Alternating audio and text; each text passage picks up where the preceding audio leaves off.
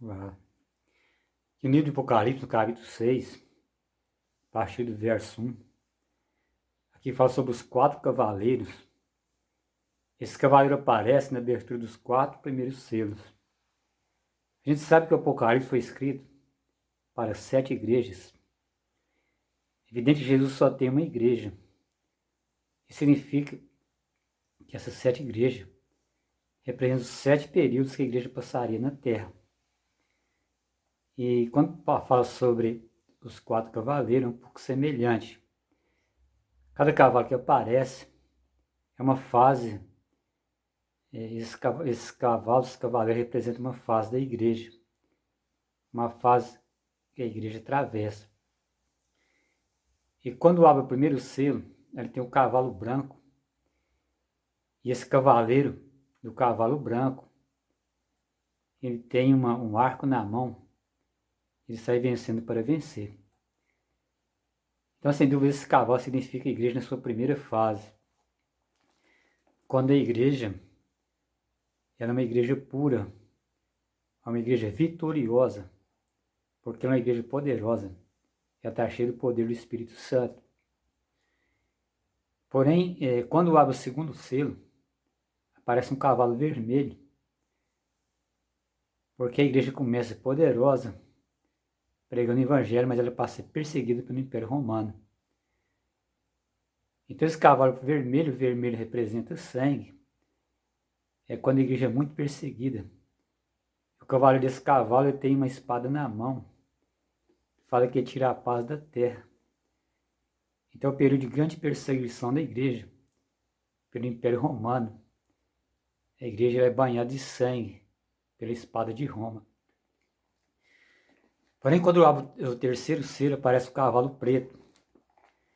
Interessante isso também em Apocalipse no capítulo 6, aqui no verso 5, fala sobre o terceiro cavaleiro, e que faz parte do terceiro selo. E esse cavaleiro, ele tem uma balança na mão. E um cavalo preto, o cavaleiro tem uma balança na mão. Balança geralmente é emblema do império. Então a gente percebe que aqui o império ele se intromete com as coisas da igreja. Então o homem se toma o lugar de Deus e procura julgar a igreja. Isso é porque houve uma transferência do poder romano para o poder papal. Então esse cavalo preto é a idade escura, quando as verdades foram retiradas, a Bíblia foi escondida. O povo não tinha acesso mais à palavra de Deus.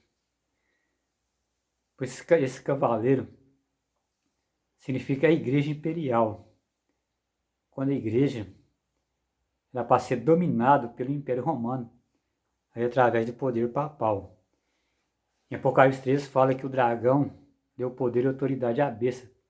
Passou o seu poder para a besta, o seu trono, e deu poder à besta. Então, nesse caso, o homem se sentou no lugar de Deus. Por isso, esse cavaleiro tem uma balança na mão. Agora, quando abre o quarto selo, esse quarto selo é o selo do cavalo amarelo. Então fala assim, olhei eis que um cavalo amarelo, e seu cavaleiro sendo este chamado morte, o inferno estava seguindo. Foi dada autoridade sobre a quarta parte da terra para matar a espada pela fome, com a mortandade, por meio das feras da terra. Muitas pessoas que estudam essa profecia acreditam que a quarta parte da terra significava os 4 continentes, que nessa época já era descoberto que era o continente asiático, o continente europeu, também o continente americano e o continente africano. Então o poder romano conseguiu dominar todo esse território e desencadeou uma maior perseguição contra a igreja. Então a gente vê a história da noite de São Bartolomeu, que morreu mais de 60 mil pessoas, assassinado pelo poder papal. Então calcula-se morreu mais alguns chegam a dizer que até 100 milhões de cristãos. Para que isso pareça um pouco de exagero. Mas milhões de pessoas foram mortas pela tirania papal. Está representado pelo cavalo amarelo. Então fala que a morte o seguia. Esse cavaleiro amarelo é chamado de morte. E a sepultura o seguia. O inferno seguia. Inferno significa sepultura. Provavelmente os cristãos foram mais perseguidos. Os cristãos eles foram moídos, torturados, esquartejados. Os cristãos eram despedaçados pela tirania de Roma. Agora representado pelo poder papal. A igreja apostólica se tornou na igreja apostólica romana. Então foi o momento mais cruel, onde a igreja foi mais perseguida. Por isso que Apocalipse ali no capítulo 17, ali parece uma mulher, essa mulher está embriagada com o sangue dos santos. Essa mulher também representa a igreja ali da Idade Média. Porque a igreja ela julgava, ali no tempo da Inquisição, e as pessoas eram mortas, as pessoas foram queimadas vivas. Foi o tempo das heresias, onde os fiéis seguidores de Cristo eram chamados de herege. Era queimado como se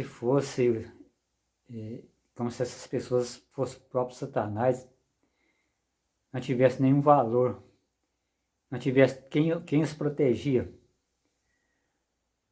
Por isso que a gente nota, quando chega no quinto selo, as almas debaixo do altar, elas clamam por vingança. Porque essas pessoas morreram como sacrifício vivo. Porque quando se queimava o sacrifício no altar, o sangue se derramava à base do altar. Se a gente vê a história de Abel, quando Caim mata Abel, Deus fala que o sangue do seu irmão estava clamando Deus e a terra. Por isso no quinto selo as almas clamam por vingança. E quando a gente lê Apocalipse, no capítulo 18, eles falam sobre Babilônia. No último verso de Apocalipse 18, eles falam que Deus vinga o sangue dos mártires. Então esse poder romano, que se tornou um poder cristão, ele tem culpa de sangue. E o sangue dos mártires finalmente será vingado. Isso ainda acontecerá no futuro.